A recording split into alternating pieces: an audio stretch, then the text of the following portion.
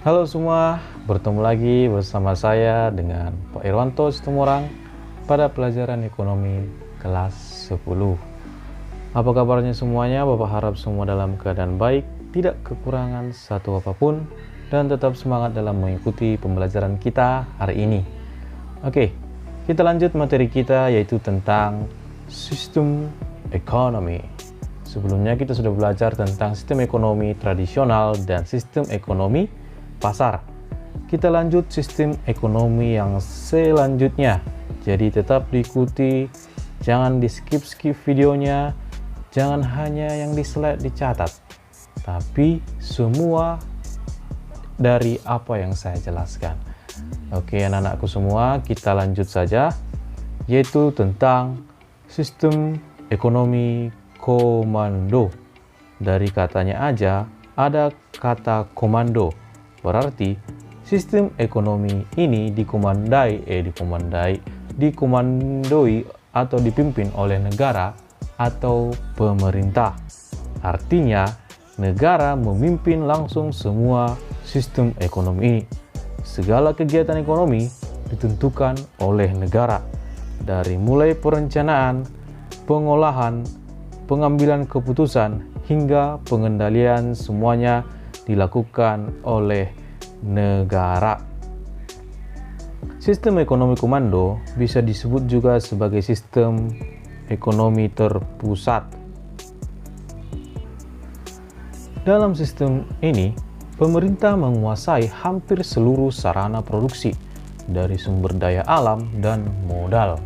Sumber daya alam dan modal ini merupakan faktor produksi. Karena itu, pemerintah menentukan barang apa yang akan diproduksi dan bagaimana pendistribusiannya kepada masyarakat. Dalam sistem ini, masyarakat hanya mengikuti keputusan pemerintah. Oke, ini dia ya, secara garis besarnya sistem ekonomi komando ini, gambaran umumnya. Sekarang kita masuk ciri-ciri dari sistem ekonomi komando. Yang pertama yaitu seluruh sumber daya dikuasai oleh negara. Jadi jelas ya, karena negara yang memegang kendali sistem ekonomi ini, maka seluruh sumber daya alam seperti tanah, air, pemilikannya adalah pemerintah atau dimiliki seluruhnya oleh negara. Kemudian modal seperti alat-alat produksi dan mesin-mesin, semua milik negara, sehingga masyarakat tidak bisa secara bebas mengambil sumber daya yang ada, karena semua itu dikuasai atau dimiliki oleh negara. Ini ciri yang pertama. Kita masuk ciri yang kedua, yaitu produksi dilakukan untuk memenuhi kebutuhan masyarakat. Dalam sistem ekonomi komando, seluruh kegiatan produksi dilakukan hanya untuk memenuhi kebutuhan masyarakat tanpa mencari keuntungan. Karena sistem ini bukan seperti sistem kapitalis. Sistem kapitalis kemarin kita sudah belajar. Kapitalis itu sama juga dengan sistem pasar, di mana sistem kapitalis ini tujuannya itu mencari keuntungan dan memperkaya individu. Namun, sistem ekonomi ini merupakan sistem sosialis yang tujuannya tentu mensejahterakan masyarakatnya atau warganya. Kemudian kita masuk ciri yang ketiga, yaitu kegiatan ekonomi direncanakan oleh negara dan diatur pemerintah secara terpusat. Pada intinya, sistem ekonomi komando ini, seluruh kegiatan ekonomi diatur oleh pemerintah, baik dari segi perencanaan, proses produksi, hingga pengawasan, semuanya dilakukan oleh pemerintah. Ini dia ciri yang ketiga. Kemudian kita masuk ciri yang keempat, yaitu hak milik individu tidak diakui. Seperti poin pertama tadi, di mana sumber daya modal dan sumber daya yang lainnya dimiliki oleh negara, sehingga hak milik perorangan tidak diakui negara. Misalnya, kamu mempunyai sebidang tanah, Jadi itu tidak diakui oleh negara, tapi itu seluruhnya milik negara ya.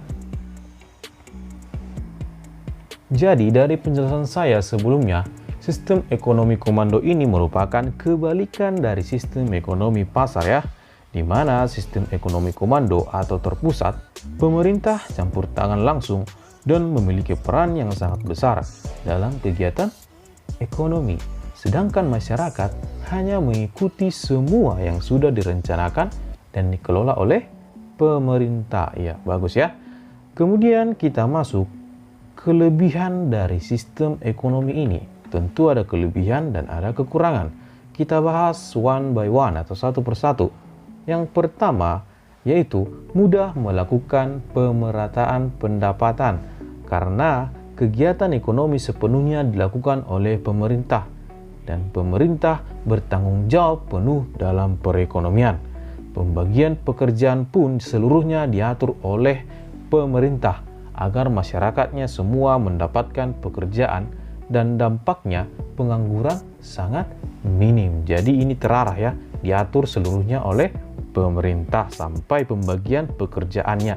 Misalnya si A bekerja di sini, si B bekerja di sini, dan si C dan seterusnya. Itu diatur seluruhnya oleh pemerintah. Next, yang kedua adalah jarang terjadinya krisis ekonomi.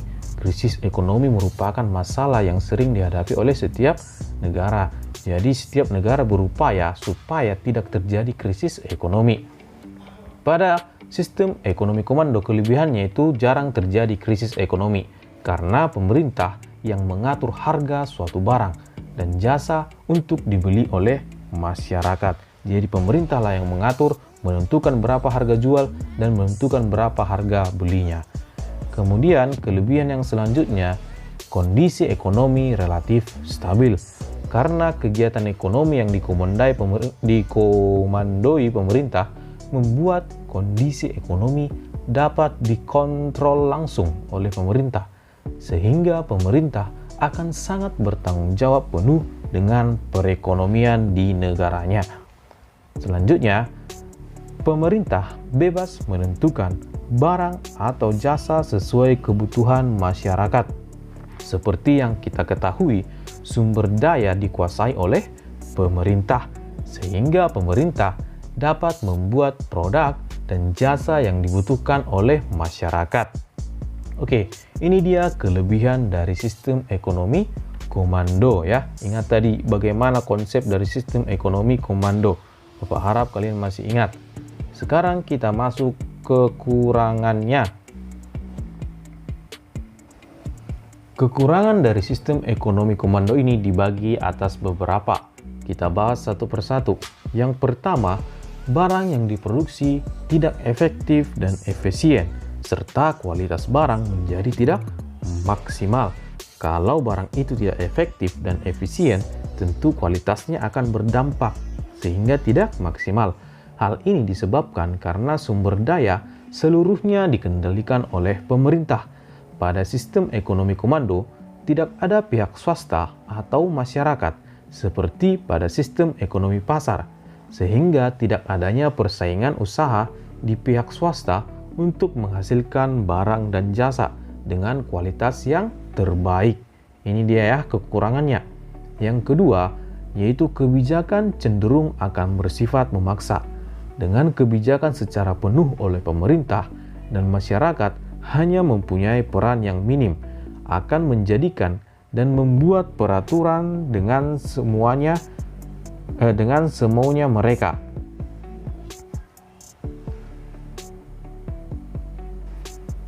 Kemudian yang kedua, yaitu kebijakan cenderung akan bersifat memaksa.